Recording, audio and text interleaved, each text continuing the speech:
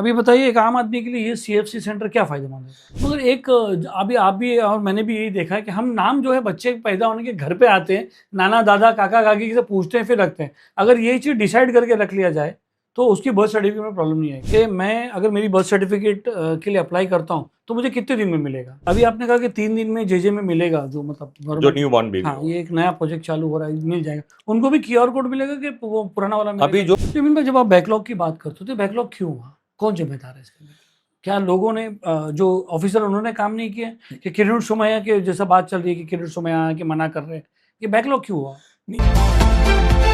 You are watching Delhi News.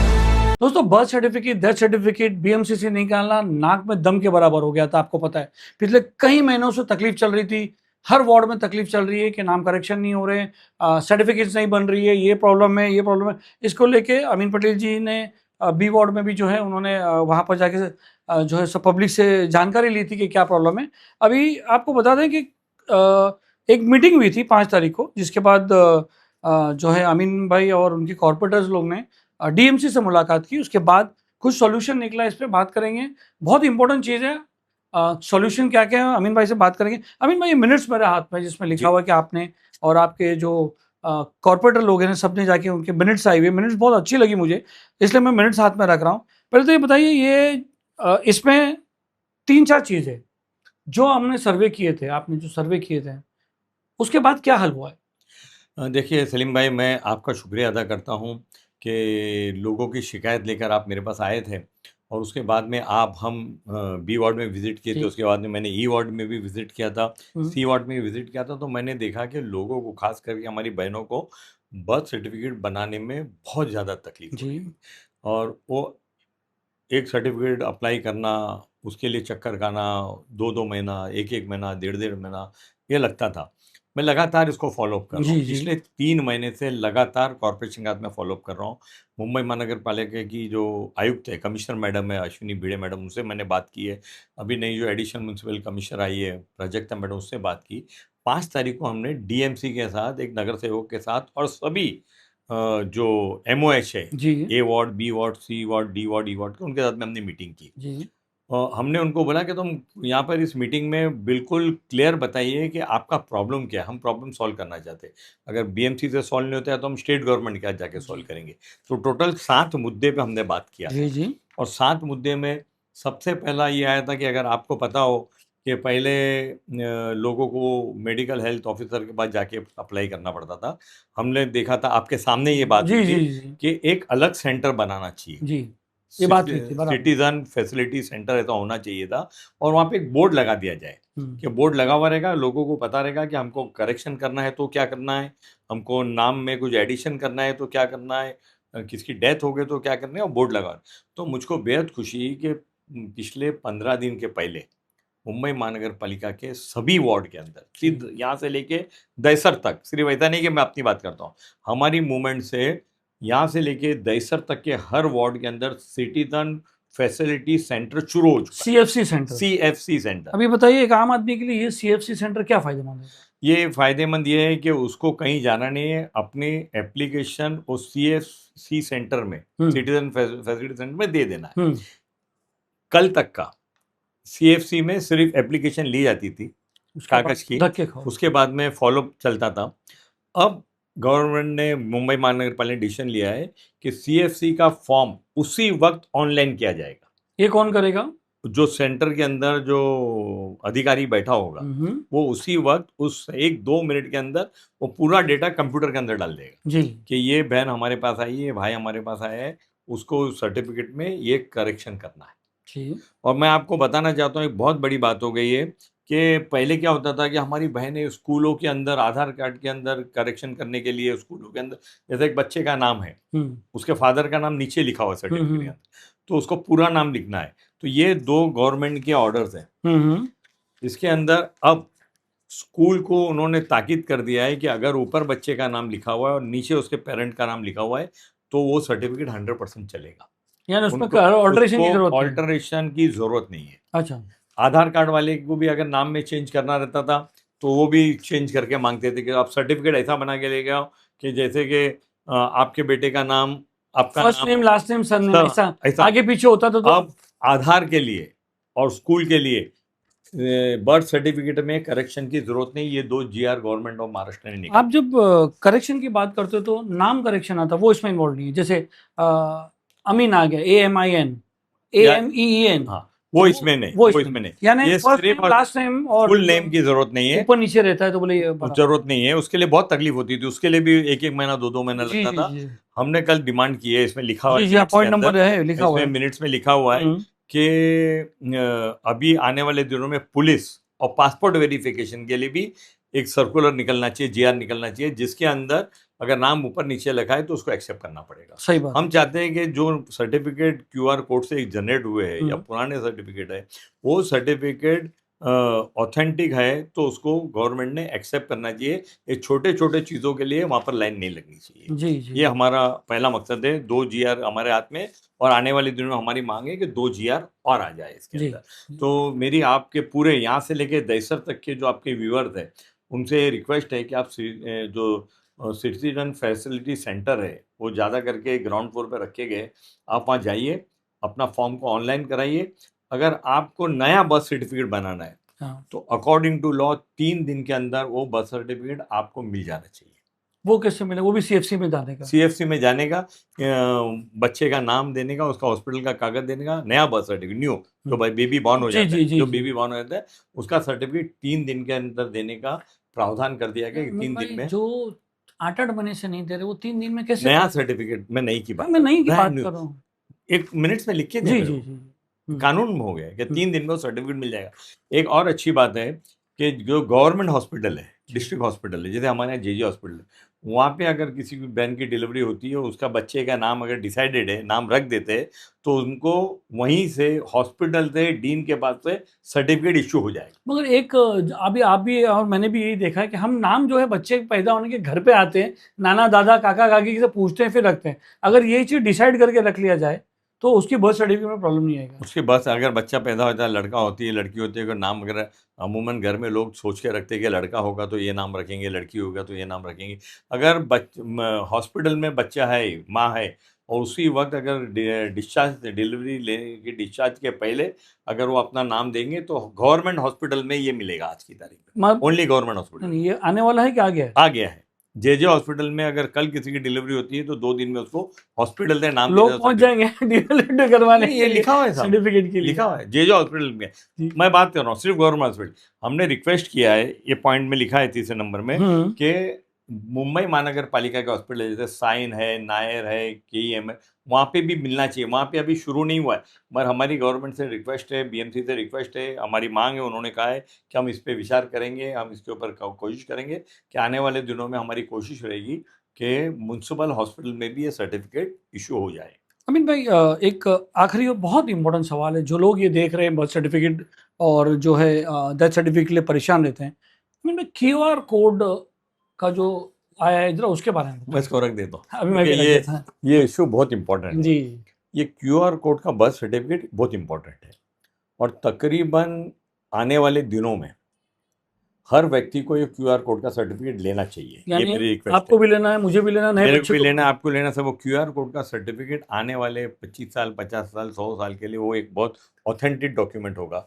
उसके ऊपर QR code होगा, QR कोड डायरेक्ट लिंक होगा, उसे जो गवर्नमेंट डिपार्टमेंट होंगे वो फौरन वेरीफाई कर लेंगे कि सर्टिफिकेट ऑथेंटिक है कि नहीं। QR कोड में लेना बहुत ज़रूरी है। आज QR कोड का अगर आप सर्टिफिकेट लेने जाओगे, आज इस वक्त जाओगे, तो आपको कम से कम, आपकी तकदीर अच्छी रही तो 1 महीने में मिलेगा। अच्छा आज इस वक्त, वरना आप लेट करने, अगर आपका ये डेटा नहीं मिलता है। ये डेटा क्या है?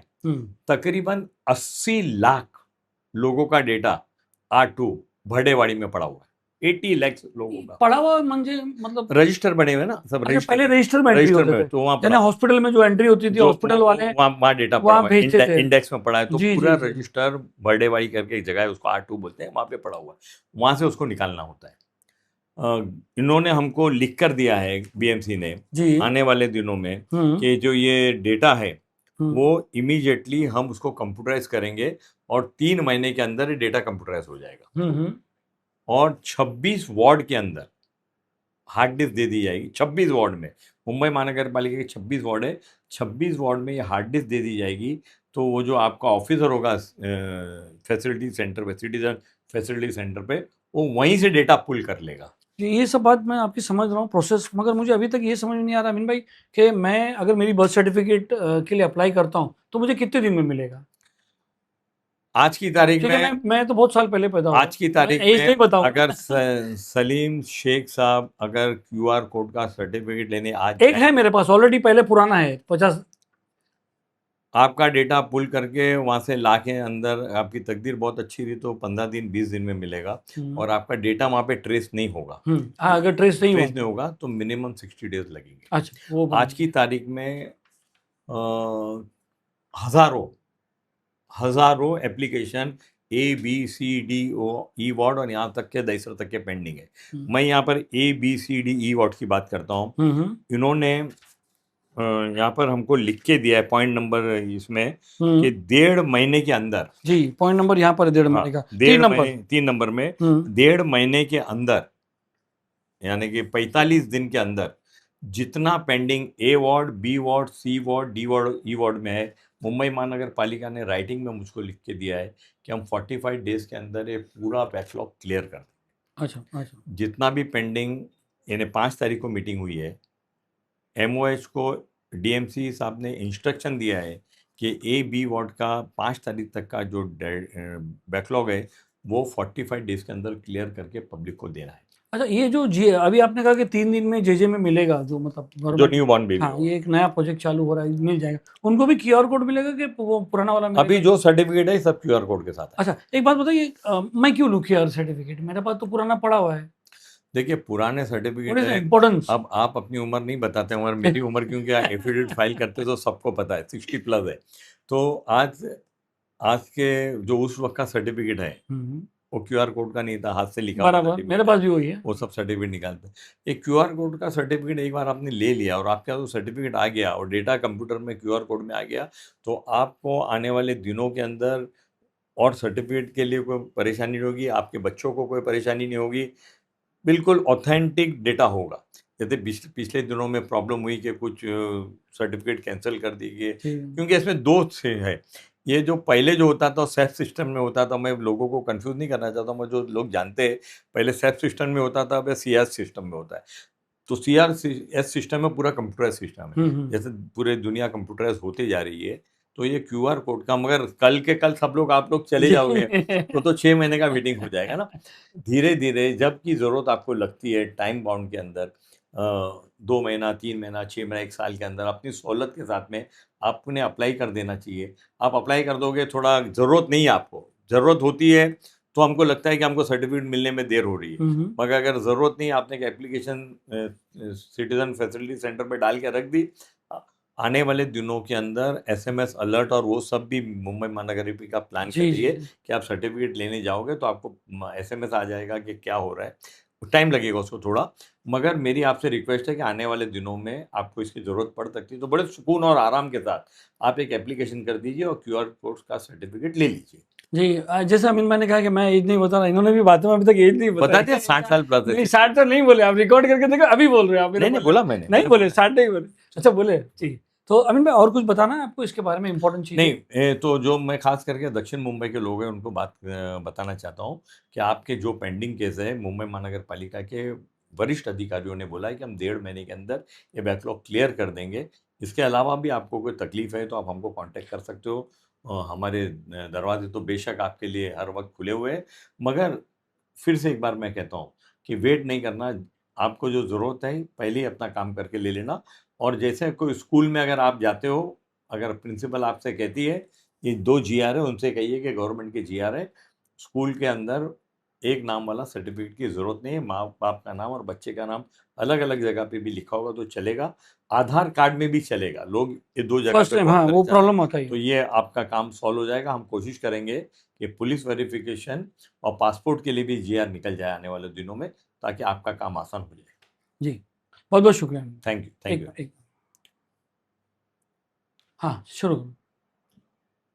अमीन भाई, जब आप बैकलॉग की बात करते हो तो बैकलॉग क्यों हुआ? कौन जिम्मेदार है इसके लिए? क्या लोगों ने जो ऑफिसर उन्होंने काम नहीं किया कि किरण सोमैया के जैसा बात चल रही है कि किरण सोमैया के मना कर रहे हैं, ये बैकलॉग क्यों हुआ? नहीं, ये बैकलॉग इसलिए हुआ कि डेटा अवेलेबल नहीं है और बहुत सारे काम ये पड़े हुए थे कि नाम एक सीआरएमएस करने का। सिस्टम तो कब से चालू है? कई सालों से चालू है। ये पेमेंट सिस्टम, जो पेमेंट सिस्टम इन्होंने पहले कर दिए, लेने देने का सिस्टम पहला क्या था कि जो मेडिकल MOH होता था उसी का एक काम था, वो हर काम वो करता था, वो लाइसेंस भी वो बनाता था, वो बार राउंड पे भी हो जाता था, बर्थ सर्टिफिकेट भी वो बनाता था, करेक्शन भी उसके जिम्मे था। अब इसको ये जो सिटीजन फैसिलिटी सेंटर बना है तो उसमें और स्टाफ डाला गया है। जी जी। तो अब जो वहाँ काउंटर पे जो व्यक्ति बैठेगा वही पूरा डेटा ले लेगा। तो ये काम को जो बैकलॉग था उसको क्लियर करने के लिए सिस्टम बनाए जी जी जी। कि ये सिस्टम क्लियर हो जाए। हम चाहते हैं कि जो गवर्नमेंट के नियम के हिसाब से लोगों को सर्टिफिकेट मिल जाए और गवर्नमेंट भी नियम बना दे कि हम ये काम के लिए इतने दिन में सर्टिफिकेट देंगे। इनका जितना डेटा जो R2 में पड़ा हुआ है, जो बर्डेवाड़ी में पड़ा हुआ है, उसको हर वार्ड के अंदर दे दे ताकि उसका काम आसान हो। जी, हम उम्मीद करते हैं अमीन जी कि ये सारी चीज़ें जो प्रैक्टिकल काम आवे, ये तो भी पेपर पे हैं। देखते हैं कि अगर ये काम आता 45 है। डेज की बात हुई है, जी। 2-4-5 दिन आगे पीछे कभी हो सकता है। हम लोग वापस एक बार आज से 2 महीने बाद पब्लिक रिव्यू लेंगे हम। पब्लिक रिव्यू लेंगे। जी। हम लोग हम खुद चल के वहाँ पे पब्लिक रिव्यू लेंगे। मैं जी, और जी, आप जी। खुद 45 डेज के बाद में जाकर हर वार्ड के अंदर A ward, B ward, C ward, D ward और E वार्ड में मैं और सलीम भाई जाकर के रिव्यू लेंगे कि 5 तारीख तक के जितने केस थे वो क्लियर हुए कि नहीं हुए। जेन्युइन व्यूअर्स सुन लीजिए, अमीन भाई के सब वहाँ पर जाके खड़े मत जो हो जाना कि भाई अमीन भाई के लोग ही मत खड़े हो जाना। जेन्युइन पीपल भी जो रहेंगे जेन्युइन पीपल नहीं, हम लोग तो पीपल से तो मिलेंगे ही, मगर हम लोग जो है वहाँ के जो डॉक्टर है MOH है उनसे उनसे पूछेंगे पूछेंगे। कि आपके पास backlog just for a lighter moment. Lighter. Thank you तो मुझको अच्छा ये लगता है कि आप बहुत लाइट इंटरव्यू लेते हो। जी जी जी। आप वो चिल्लाने वाला इंटरव्यू नहीं लेते हो, लोगों को उसमें देखने में बड़ा इंटरेस्ट आता है। जी, बहुत बहुत शुक्रिया अमीन भाई। Thank you very much.